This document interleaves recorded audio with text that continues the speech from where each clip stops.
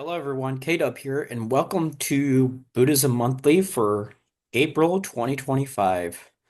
So, just like last month, we're going to examine a question related to Buddhism. We're going to examine some sort of internet picture, meme, or other document and look at it from a Buddhist perspective. And then we're going to have the verse of the month. And primarily, we're getting that from the Dhammapada. There might be one that I think is relevant from maybe a short sutta, which maybe I can put in. But I'm mostly going to take those from the Dhammapada because those are already verses and we won't have a huge block of text or a lot of reading in order to get the main idea of what the message is. So this month, we're going to examine the question, what is samsara? So, samsara is a Pali word that roughly translates into wandering on. Once again, translating a dead language into English can be very tricky, but the wandering on aspect is something that's pretty consistent, whether it's scholars that are interpreting and translating or if there are monks that are writing about the topic.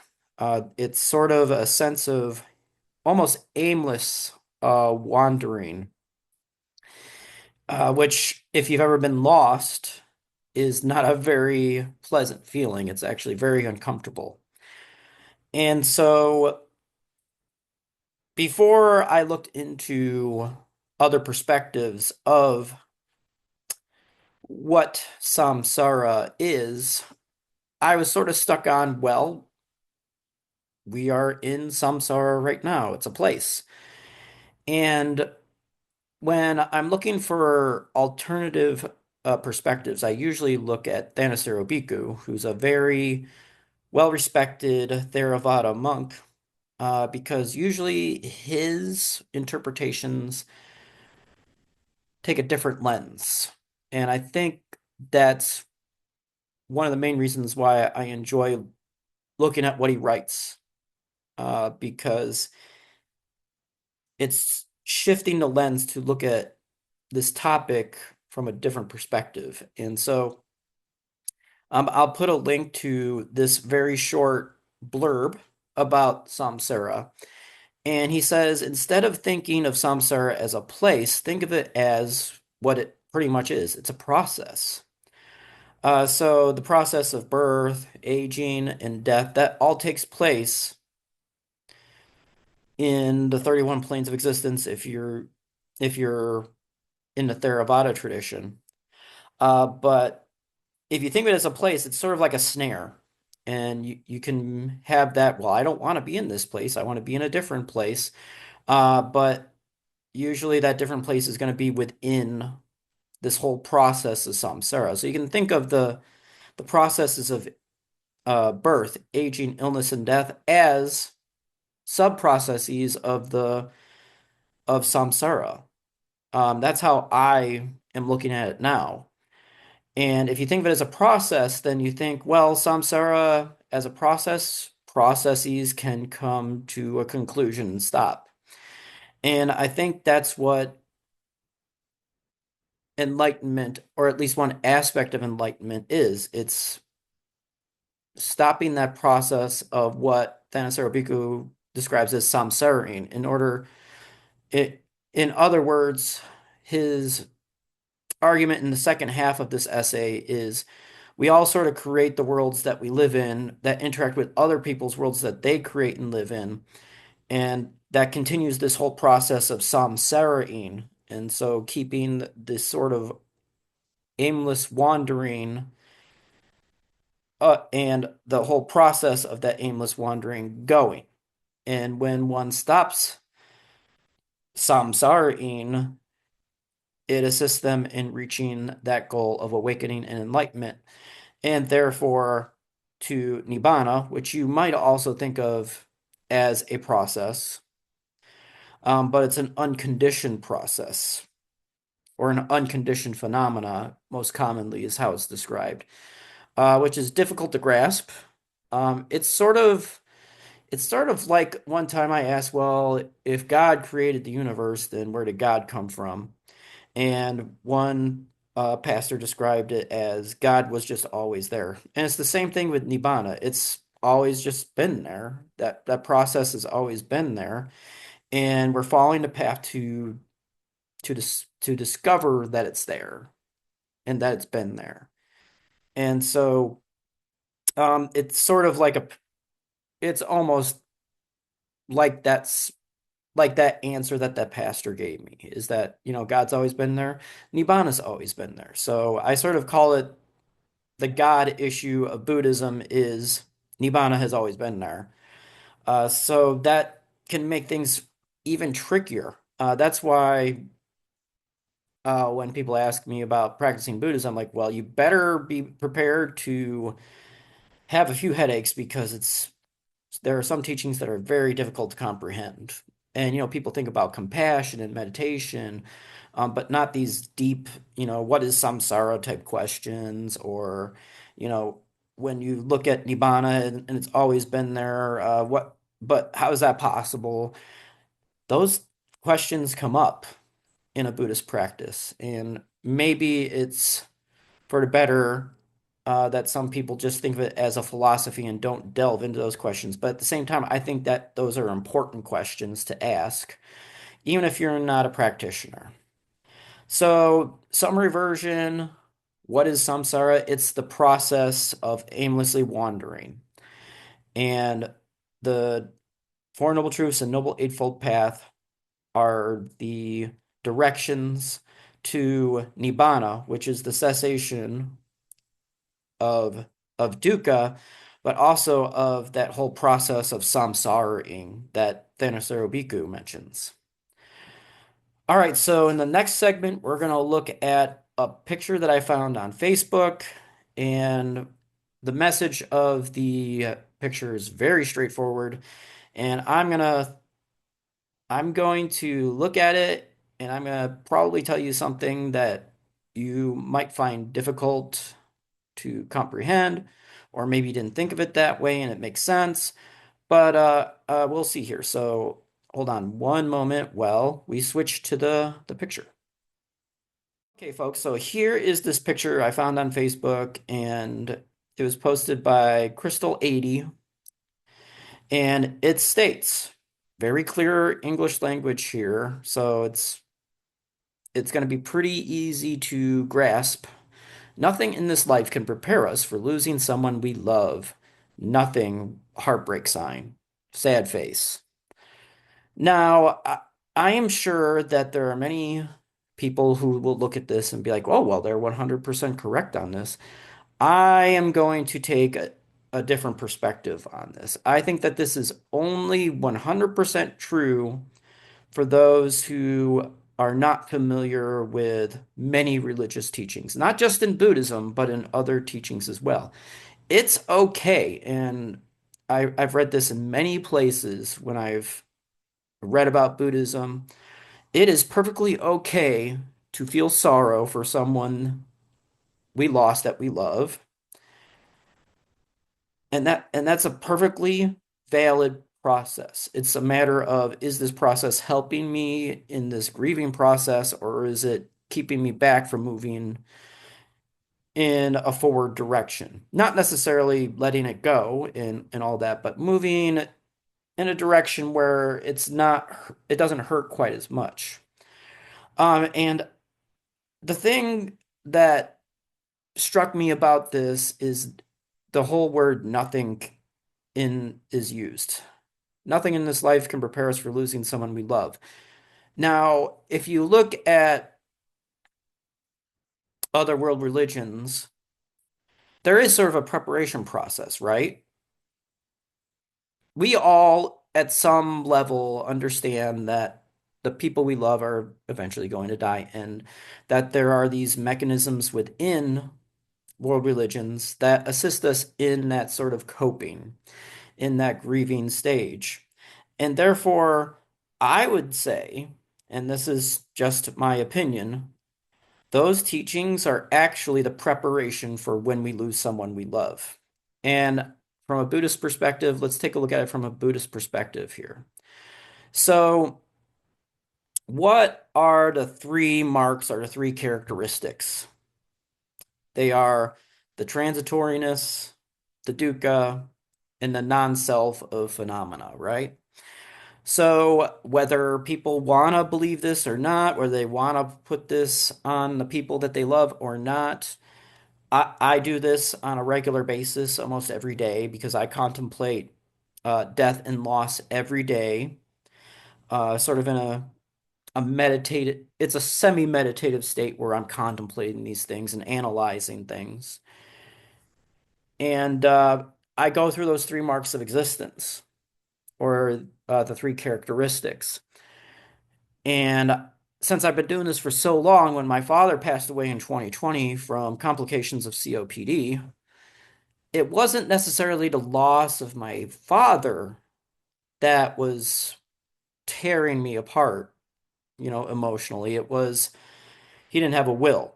And so trying to do all of this when the pandemic still has a lot of things closed or it's limited to when you can schedule something and you got to wear a mask and take all of these measures to ensure safety.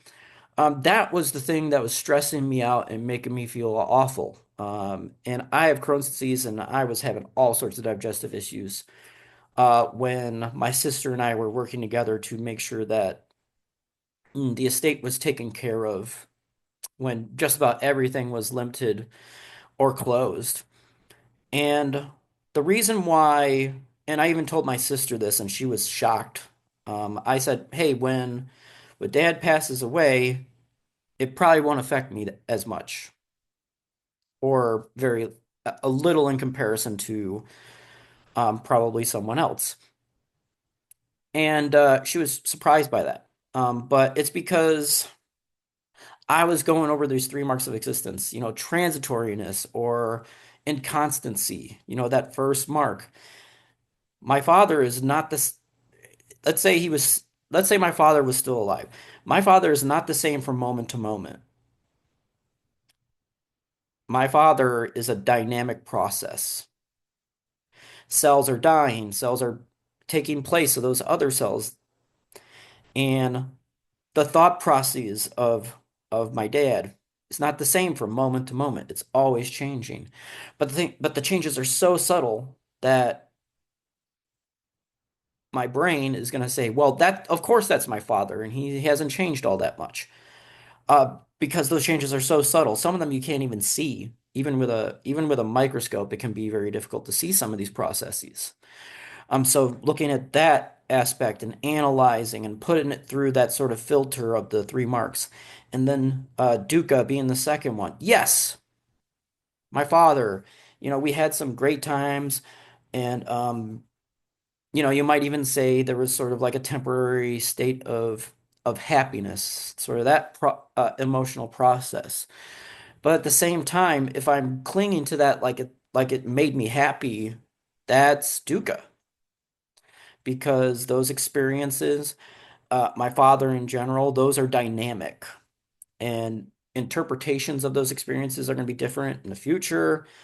I could be, say, 30 years from now, I might interpret those differently, or I might view them from a different lens or perspective.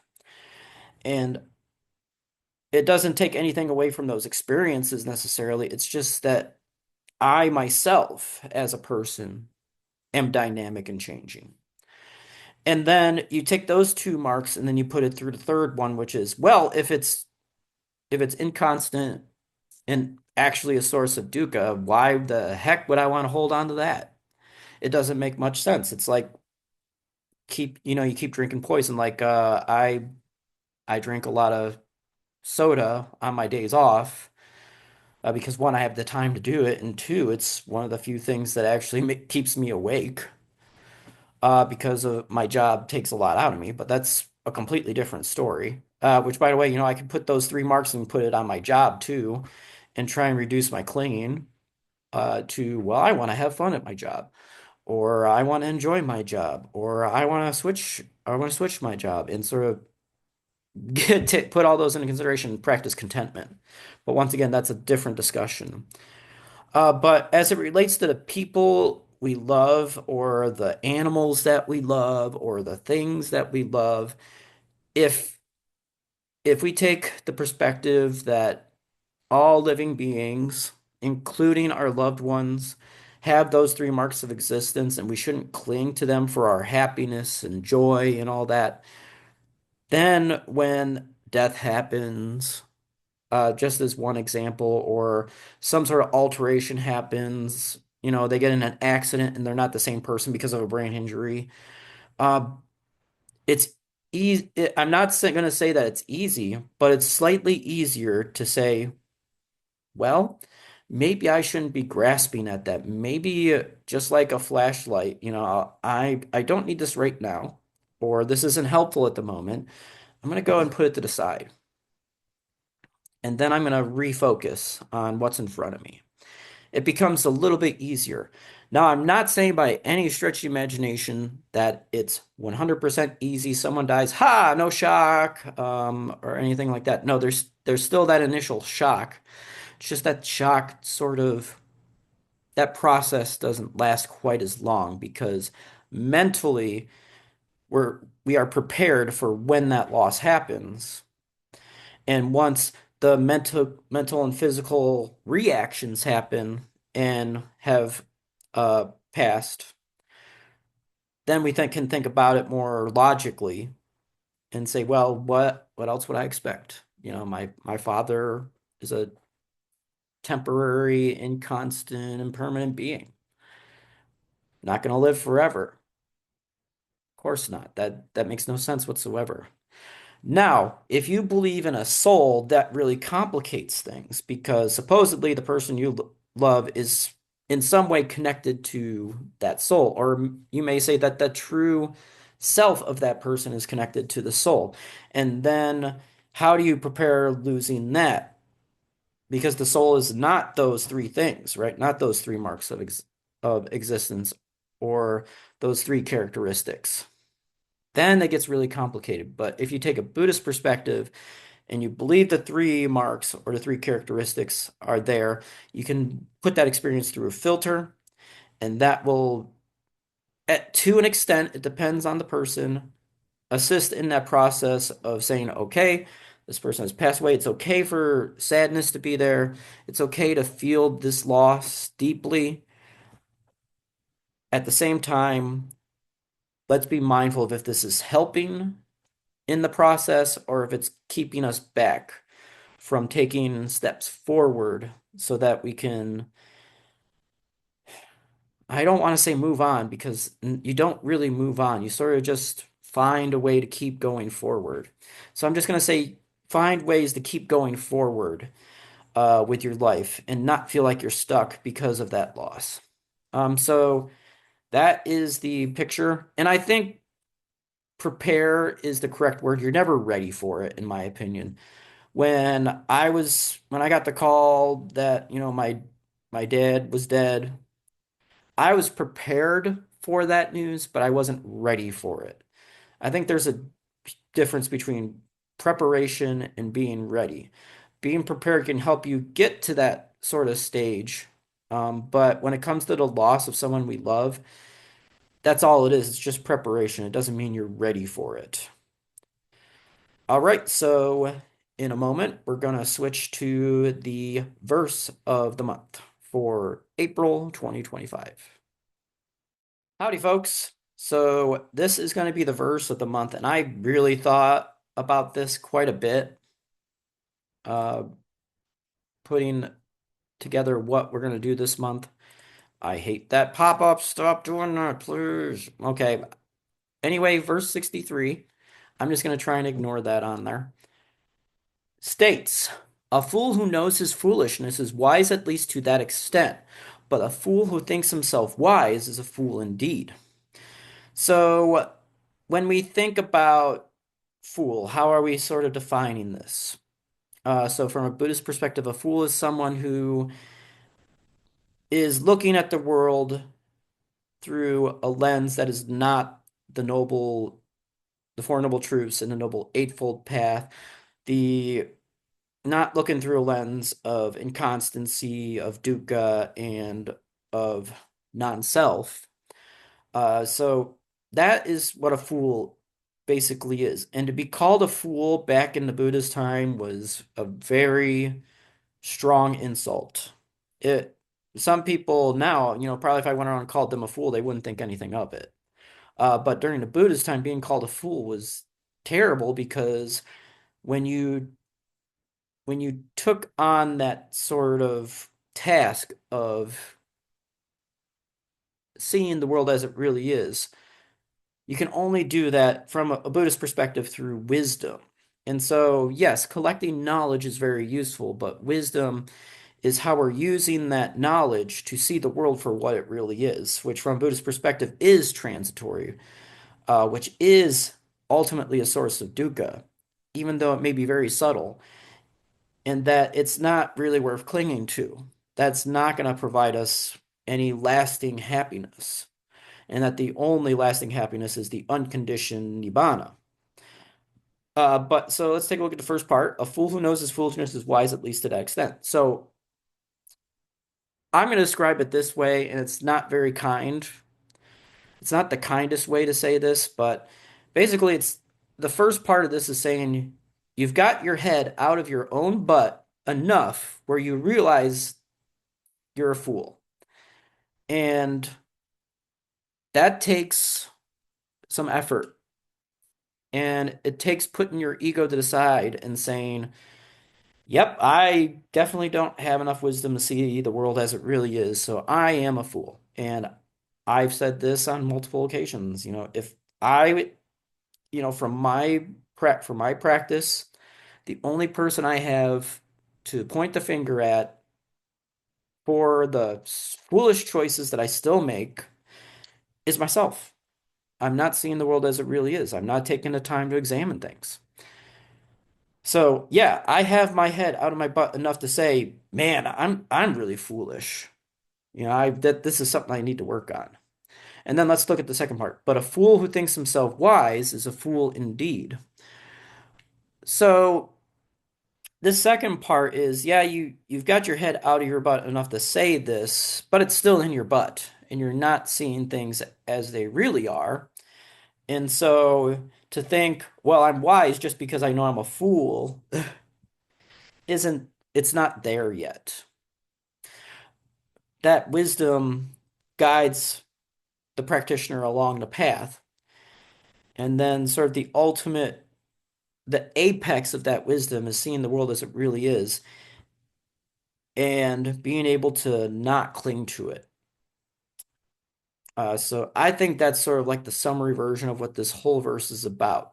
So yes, if you can say with full conviction, I'm a fool because of X, Y, and Z in my practice, and I make foolish choices, then at least you have enough wisdom to be able to do that.